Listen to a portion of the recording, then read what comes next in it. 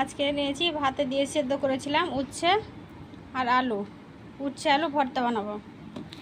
শুকনো লঙ্কা ভেজে নিয়েছি, পেঁয়াজও ভেজে নিয়েছি। শুকনো লঙ্কাগুলো আগে কচলে নেব।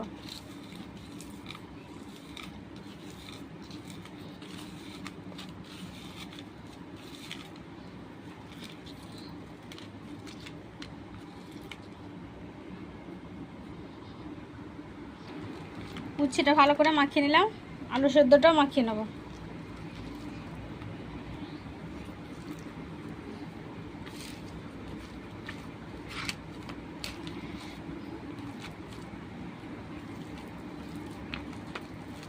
উচ্ছে আলু আর গরম গরম ভাত আর উচ্ছে আলু ভর্তা দারুণ লাগবে খেতে। উচ্ছেটা আমি ভালো করে ভর্তা বানিয়ে নিলাম।